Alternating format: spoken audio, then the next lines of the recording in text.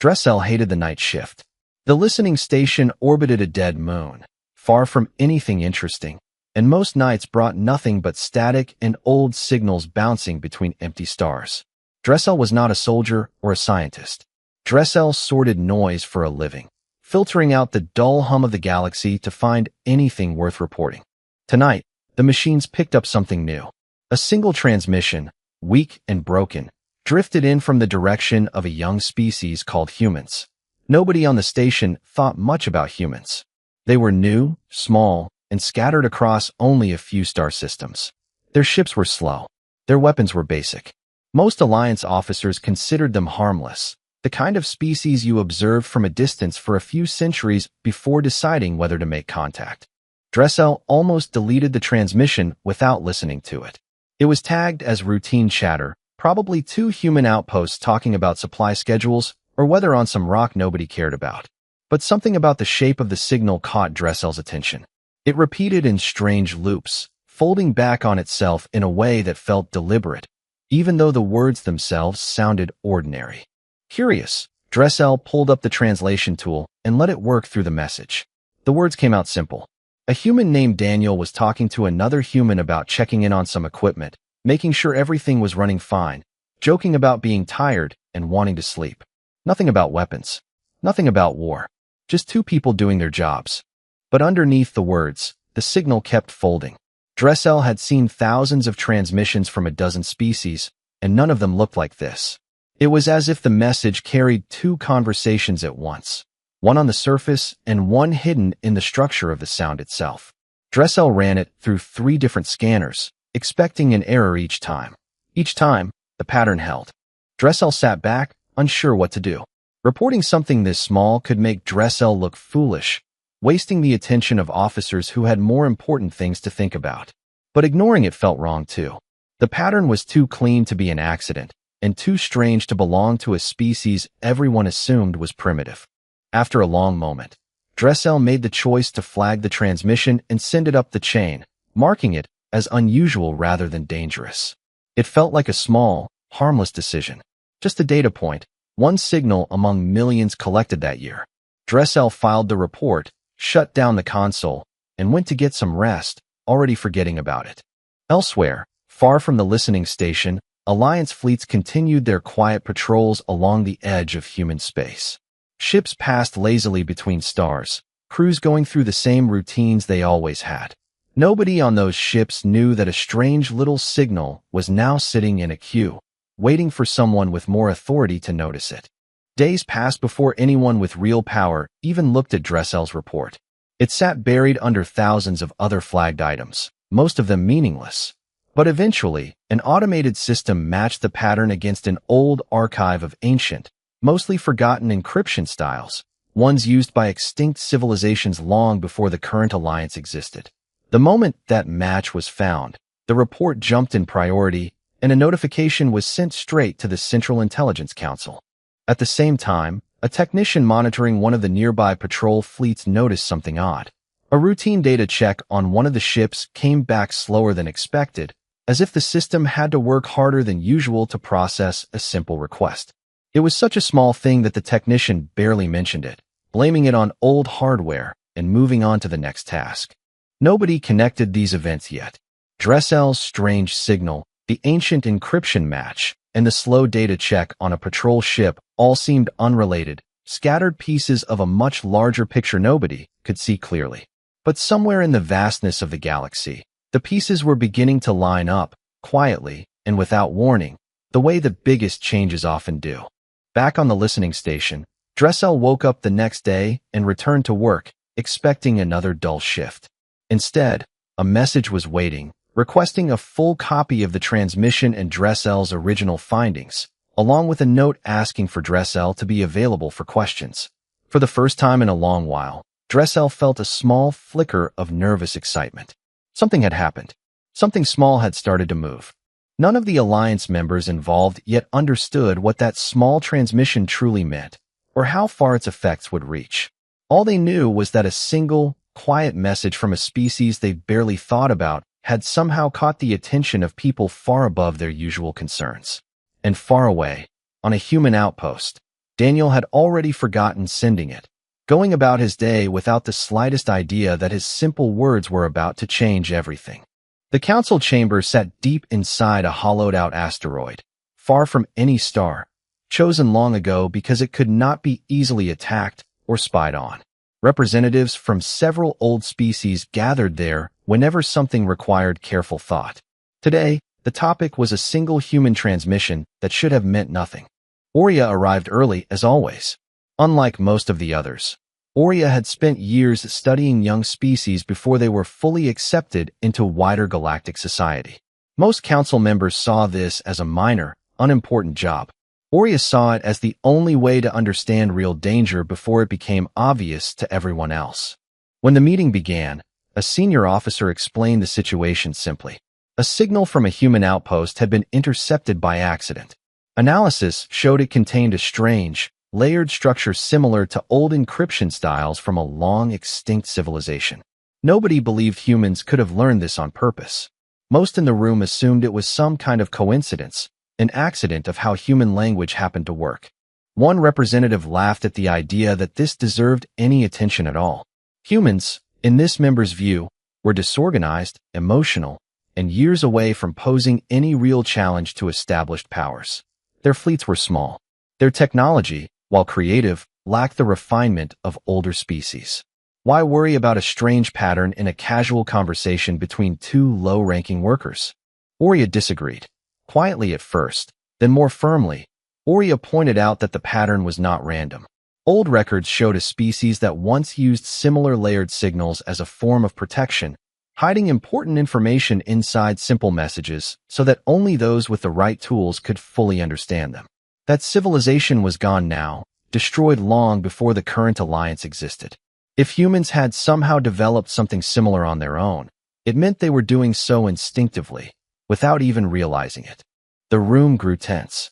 Some members argued this made humans more interesting but not more dangerous. Others worried that ignoring such a pattern could be a serious mistake, especially with a species already known for solving problems in ways nobody expected. Historical notes on humanity, though limited, painted a picture of a people who adapted quickly, argued constantly among themselves, yet still managed to build ships and stations faster than most expected from such a young civilization. After much back and forth, the council reached a compromise. Instead of ignoring the signal or overreacting to it, they would run it through the most advanced decryption system available, a massive array capable of breaking down even the most complex codes in the galaxy. If the pattern turned out to be nothing, the matter would be closed. If it turned out to be something more, they would decide their next step carefully. Aurea volunteered to oversee the process personally, partly out of genuine curiosity and partly out of concern that others might dismiss any results too quickly. The council agreed, relieved to hand the responsibility to someone willing to take it seriously. While preparations began for the decryption, reports started trickling in from patrols near human territory. Nothing dramatic, just small oddities. A supply ship reported its navigation system briefly freezing before returning to normal. A patrol vessel noted unusual background noise in its communication logs, gone almost as soon as it appeared. On their own, these seemed like nothing more than minor technical hiccups, the kind every fleet experienced from time to time.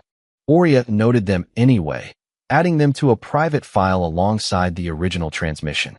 It was a habit built from years of caution, collecting small details that others tended to overlook. Most of the time, these details led nowhere. But every so often, they turned out to matter more than anyone expected. As night fell over the asteroid base, technicians began feeding the human transmission into the decryption array, layer by layer. The process was expected to take time, given how unusual the signal structure appeared. Aurea stayed behind after the others left, watching the early data scroll across the screen, feeling a strange mix of curiosity and unease. Nobody in the chamber that day fully believed humanity posed any real threat. Even Aurea, despite the concern, viewed this as a puzzle worth solving rather than a warning worth fearing. Yet the small technical glitches near human space continued, quietly increasing in number as more ships passed close to the edges of human territory. Far from the council chamber, those fleets continued their normal duties, unaware that a distant asteroid base was slowly unraveling a signal that would soon connect directly to what they were experiencing. The pieces were moving closer together, silently, and without any dramatic warning, exactly the way Aurea had always feared real trouble tended to begin. The decryption array had never failed before. Built centuries ago from the combined knowledge of several advanced species, it could break apart nearly any code thrown at it, no matter how complex. So when it suddenly locked up while processing the human transmission, the technicians running it assumed a simple malfunction, nothing more than a rare technical glitch. They restarted the system.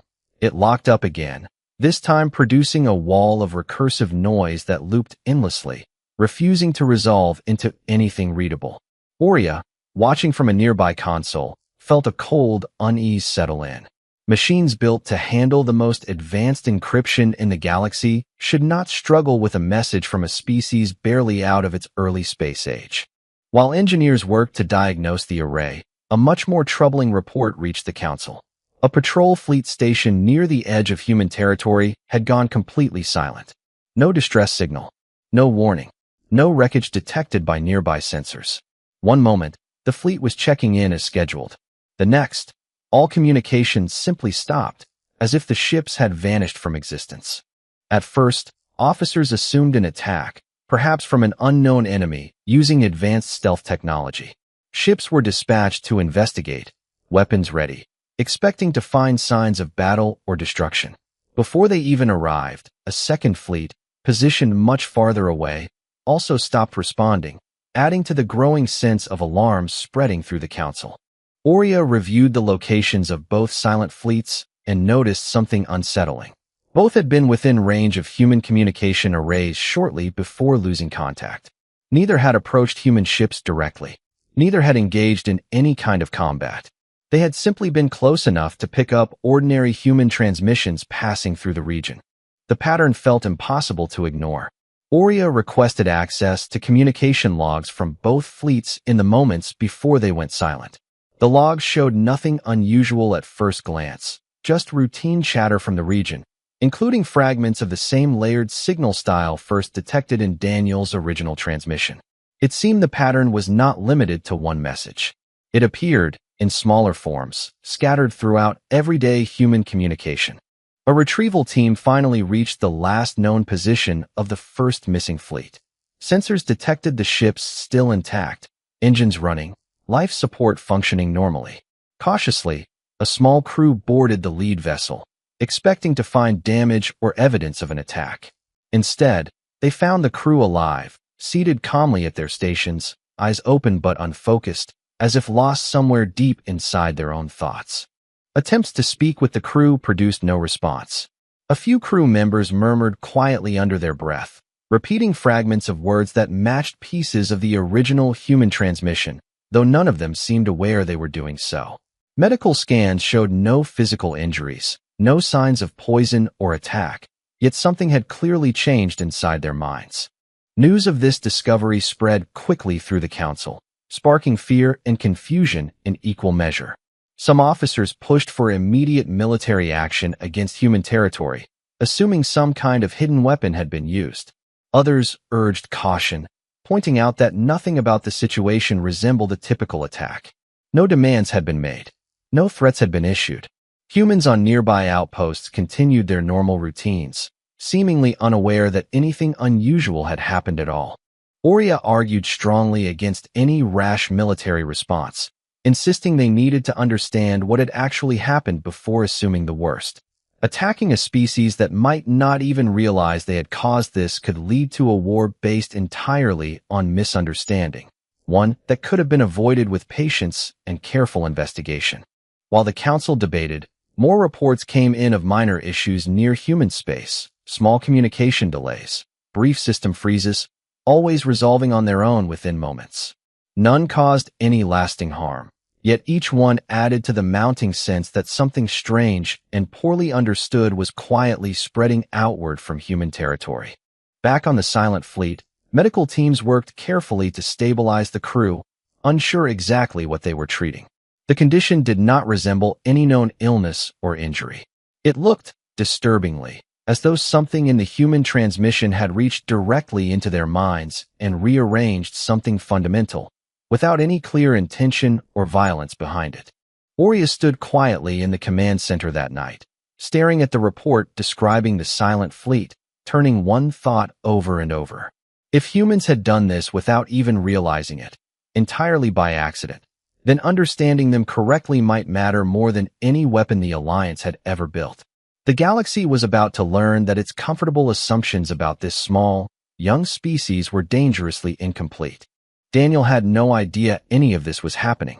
He spent his days on a small outpost near the edge of human territory, maintaining communication equipment for a handful of scattered research stations.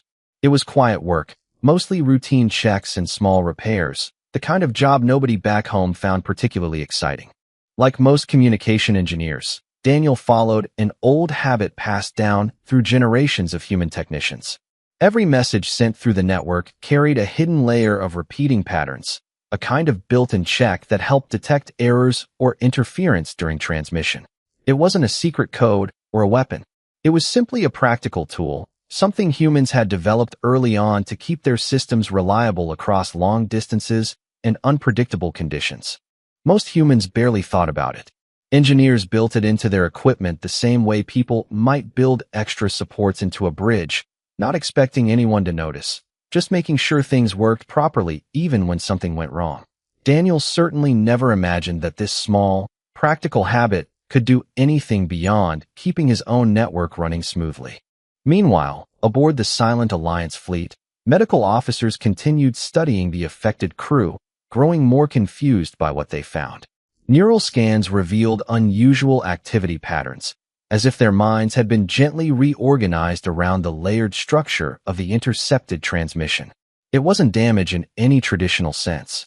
It was more like their thoughts had been nudged into a new shape, one that mirrored the recursive pattern first noticed by Dressel back at the listening station.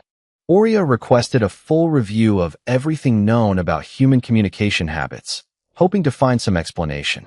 Alliance researchers pulled together fragments of information gathered over the years, mostly from distant observation rather than direct contact. Slowly, a picture began to form.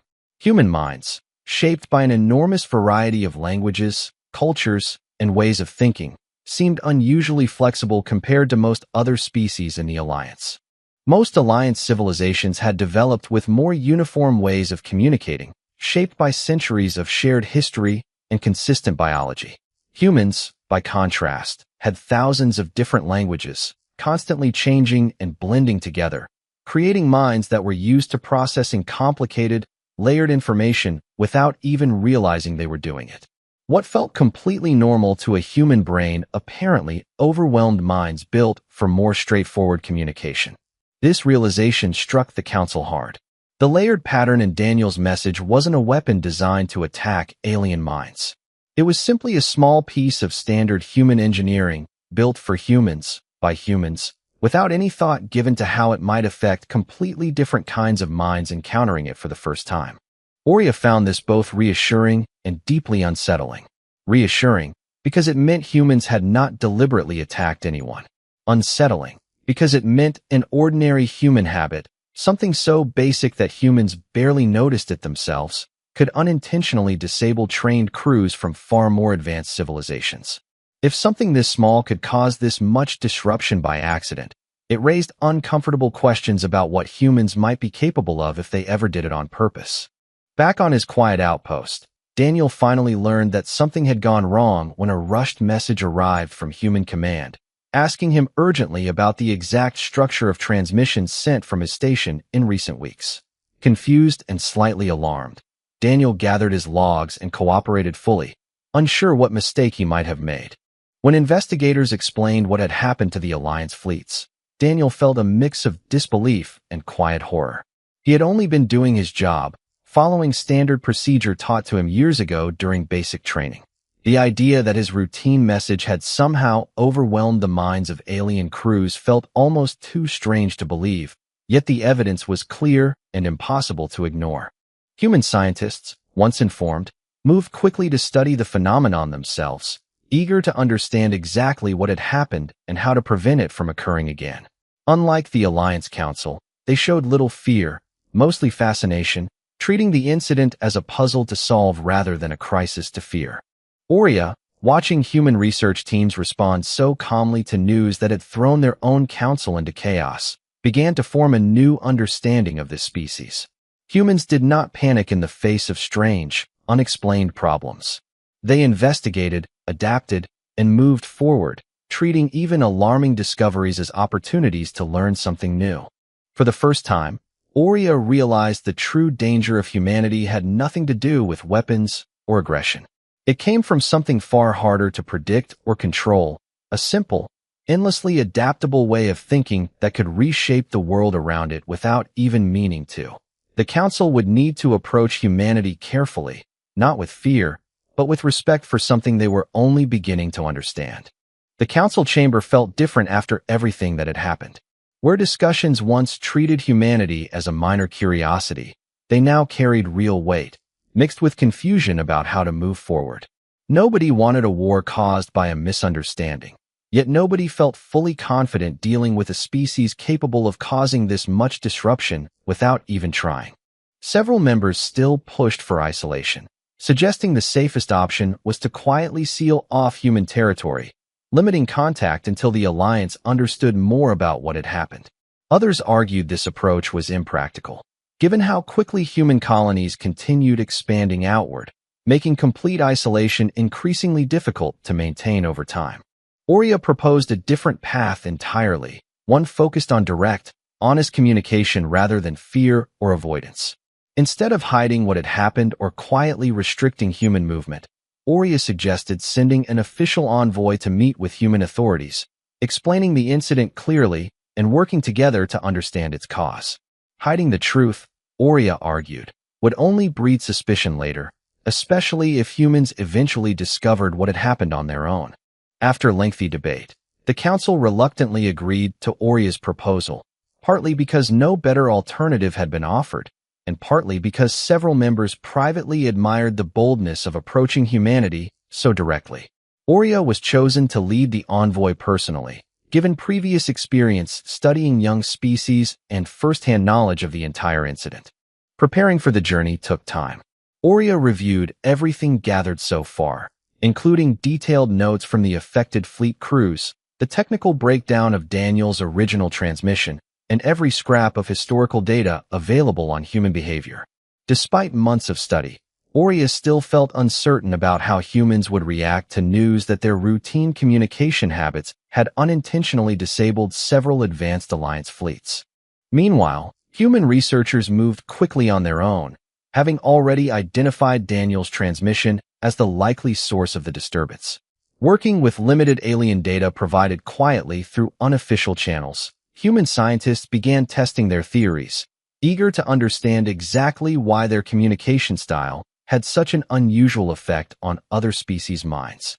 When Aurea's envoy finally arrived at the edge of human territory, tension ran high on both sides. Alliance officers accompanying Aurea expected hostility or fear, remembering how differently older, more cautious species reacted to unexpected contact. Instead, human representatives greeted them with open curiosity, treating the entire situation as a fascinating problem rather than a crime to be punished. Daniel himself was present at the meeting, still slightly embarrassed about the accidental chaos caused by his routine work. He explained plainly how the layered pattern functioned, describing it not as anything special, but simply a basic engineering habit taught to nearly every human communications technician. Alliance scientists listened closely, comparing his explanation against their own findings, slowly piecing together a fuller picture of what had actually happened. As discussions continued, both sides began sharing more information than either had originally planned. Human researchers, intrigued by alien neural architecture, offered insights into how different human minds processed complex information. Alliance scientists, equally curious, shared details about their own cognitive patterns, hoping to better understand why they reacted so strongly to something humans considered completely ordinary. Slowly, careful cooperation began replacing the fear that had defined the earliest days of the crisis. Engineers from both sides worked together to design new communication protocols, ones that would allow human transmissions to reach Alliance systems without triggering the same overwhelming reaction seen in the silent fleets. It was slow, painstaking work, but progress came steadily, driven by genuine curiosity rather than fear. News of the meeting spread quietly through both human and Alliance territories, carefully managed to avoid unnecessary panic. Most ordinary citizens on both sides remained unaware of how close the situation had come to spiraling into open conflict. Only a small circle of officials and scientists understood the full scope of what had almost happened and how narrowly it had been avoided. Aurea returned from the meeting with a deep sense of relief, mixed with renewed caution. Humanity, it seemed, was not driven by aggression or hidden ambition. They were simply endlessly curious, adaptable, and comfortable with complexity in ways most other species were not.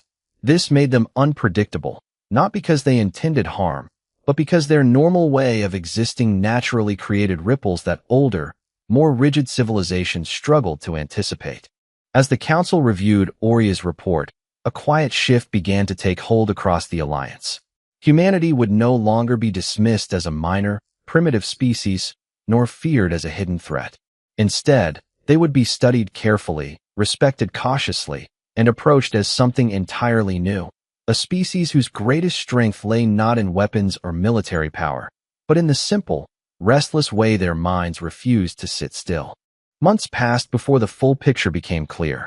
Alliance scientists, working closely alongside human researchers, finally understood why a simple communication habit had caused so much trouble among the Silent Fleet crews. It came down to something surprisingly basic, the sheer variety of ways human minds learn to think and process information from birth. Most Alliance species developed within relatively stable, consistent environments, shaping minds that processed information in predictable, uniform patterns. Humans, spread across countless cultures and languages, grew up learning to juggle contradiction, ambiguity, and layered meaning as a normal part of daily life. What felt effortless to a human brain simply asked too much of minds built for simpler, more consistent patterns. The crews aboard the Silent Fleets recovered slowly but steadily, once Alliance doctors, guided by shared human research, developed methods to gently ease their minds back into familiar patterns. Most returned to full health within a few months, though many admitted feeling strangely different afterward, more curious about complexity, more comfortable with uncertainty than they had been before the incident. Some crew members even developed a genuine fascination with human culture, eagerly requesting access to human books, music, and stories once they returned to duty. Officers who once viewed humanity with quiet suspicion found themselves oddly drawn to learning more, almost as if the experience had opened a door in their minds that couldn't easily be closed again. Daniel, meanwhile, found his quiet life changed in ways he never expected. What began as mild embarrassment over accidentally disrupting alien fleets slowly transformed into an unusual kind of responsibility. Human authorities, recognizing his unique position at the center of the incident, asked him to help design new communication guidelines meant to prevent similar problems in the future. Daniel accepted, mostly because he genuinely wanted to understand what had happened and help make sure nobody else stumbled into the same accidental chaos.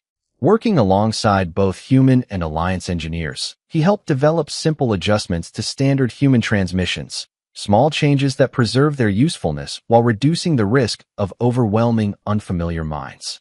The work was slow and often frustrating, filled with long meetings and careful testing, but steady progress brought a growing sense of trust between both sides. Alliance engineers, once nervous around anything connected to human technology, gradually relaxed as they came to understand the logic behind human habits, realizing nothing about it had ever been meant to cause harm. Back in the council chamber, officials formally reconsidered how humanity should be classified within the wider Alliance structure. No longer listed as a minor, primitive species requiring only distant observation, humans were reclassified as a group demanding careful, respectful engagement, valued for their creativity and adaptability rather than feared purely for their unpredictability.